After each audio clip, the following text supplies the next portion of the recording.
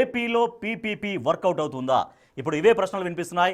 YCP అధినేత Jagan వార్నింగ్లతో medical కాలేజీలకు కూటమి ప్రభుత్వం టెండర్లు పిలిచినా కూడా ఒక్కటంటే కేవలం ఒక్కటే టెండర్ వచ్చిన పరిస్థితి.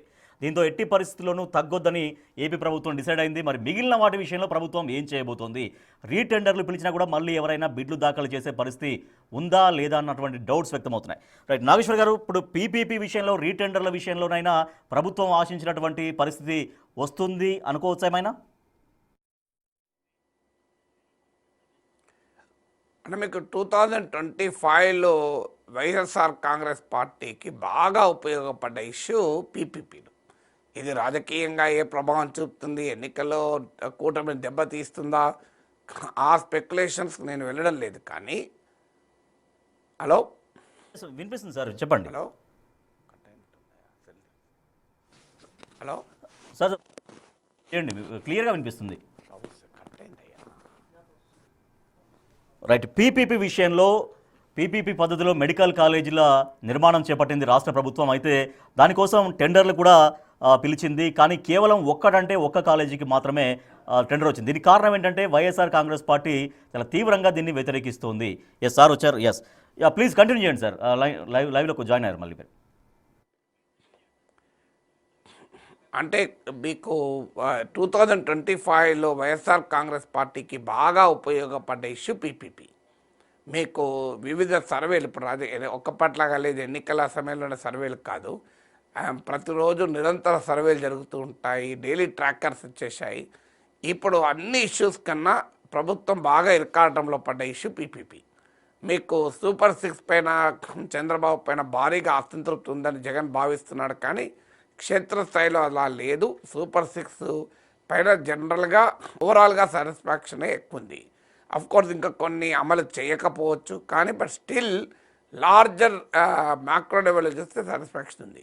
అలాగే టీడీపీ జనసేనల మధ్య క్షేత్రస్థాయిలో అక్కడ ఇక్కడ కొన్ని విభేదాలున్నా రెండు పార్టీల మధ్య నాయకత్వ స్థాయి నుంచి ఓటర్ల స్థాయి వరకు ఆ కెమిస్ట్రీ పర్ఫెక్ట్గా ఉంది. అందువల్లనే మీకు ఆంధ్రప్రదేశ్ రాజకీయాల్లో 2024 ఎన్నికల్లో కనిపించిన రాజకీయ వాతావరణము, ప్రజాభిప్రాయము 2026 ఎంటర్ అవుతుంటే కూడా పెద్దగా మార్పు లేదు. అయితే వైఎస్ఆర్ కాంగ్రెస్ పార్టీకి పాజిటివ్గా ఉన్న అంశం ఏంటంటే 2024లో తనకు వచ్చిన 40% ఓటింగ్ను 1.5 years తర్వాత కూడా వైఎస్ఆర్ కాంగ్రెస్ పార్టీ కూటమి దాడి నిర్బంధం ఉన్నా కూడా నిలబెట్టుకోగలుగుతుంది. అక్కడి నుంచి ఎంత పెంచుకుంటామన్నది కీలకం. సో ఆ పెంచుకోవటానికి ప్రభుత్వం పట్ల వ్యతిరేకతగా ఉన్న అంశాలన్నింటినీ ఏరుకోవాలి, వాటిపైన పోరాడాలి.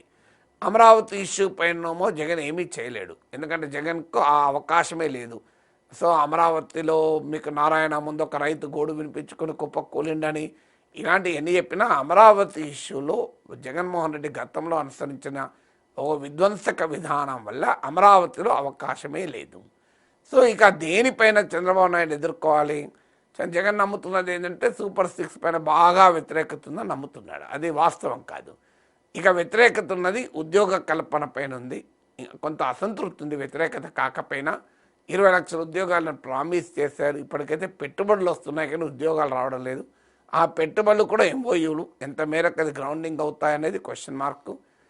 అలాగే మీకు రైతుల సమస్యలపైన వ్యతిరేకత ఉంది. అందుకే జగన్ 2025లో మిర్చి రైతు, మామిడి రైతు, పత్తి రైతు అంటూ రైతుల అంశాలపైన కార్యాచరణ చేపట్టాడు.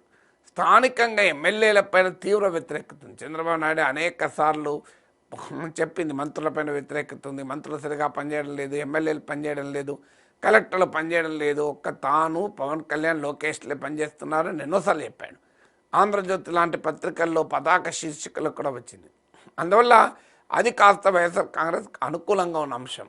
కానీ అక్కడ కూడా సమస్య ఏంటంటే YSR Congress was no different. Jaganmohan Reddy ముఖ్యమంత్రిగా ఉన్న సమయంలో కూడా ఇదే పరిస్థితి.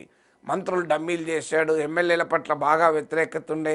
ఇవాళ టీడీపీ కూటమి ఎమ్మెల్యేలపైన ఏ రకంగా ఇసుక దందా, మద్యం దందా, భూమి దందా అనే విమర్శలు ఉన్నాయో అవన్నీ కూడా వైఎస్ఆర్ కాంగ్రెస్ పార్టీలో కూడా ఎమ్మెల్యేలపైన ఉండే. అది అప్పుడైనా అందరు ఎమ్మెల్యేలపైన ఎప్పుడూ ఉండదు, కొంతమంది ఎమ్మెల్యేలపైన ఉండే. అందువల్ల ఆ అంశంపై కూడా జగన్మోహన్ రెడ్డికి అప్పర్ హ్యాండ్ తీసుకునే అవకాశం లేదు. ఇక జగన్మోహన్కి అప్పర్ హ్యాండ్ అనేది తీసుకోవడానికి ఇప్పుడు అదనంగా కలిసి వచ్చిన అంశం పీపీపీ. ఎందుకంటే నేను ప్రభుత్వ రంగంలో మెడికల్ కాలేజీలు పెడితే ఈయన ప్రైవేట్ వాళ్ళకి ఇస్తున్నాడు. దానికి తోడు టెండర్లు పిలిస్తే ఎవరు రాకపోవడము, ఒక్కరు రావడం, ఆ ఒక్కరు కూడా నిజమైన కిమ్సా కాదా అని చర్చ జరగడము, ఇదంతా జరుగుతున్న సమయంలో డెఫినెట్గా ఇది కూటమికి వ్యతిరేకంగా బాగా పనిచేస్తున్న అంశం. వివిధ సర్వేల్లోనైతే 80% ప్రజలు పీపీపీ పైన నెగిటివ్గా ఉన్నారని.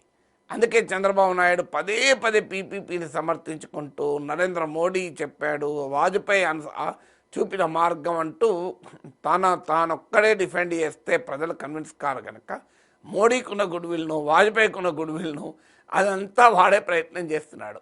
సో అది ఏది చేసినా మిగతా విషయాలు అంటలేడు. సూపర్ 6 విషయంలో మోడీ కూడా చేశాడు, వాజ్పేయి చేశాడని చెప్తలేడు చూడండి. అందువల్ల జగన్మోహన్ రెడ్డికి బాగా కలిసి వచ్చిన అంశం 2025లో ఈ మెడికల్ కాలేజ్. అందుకే 1 కోటి సంతకాల వరకు కూడా వెళ్ళాడు. చంద్రబాబు నాయుడు అవకాశం కూడా ఇస్తున్నాడు. దాన్ని అక్కడ క్లోజ్ చేయకుండా ఆయన అడపా దీనిపైన రియాక్ట్ అవుతూ ఏదో ఒక ప్రకటన చేస్తూ దాన్ని ఇంకా ఇష్యూను క్లోజ్ కాకుండా సాగదీస్తున్నాడు. జగన్ సాగదీస్తానికి చంద్రబాబు సహకరిస్తున్నాడు.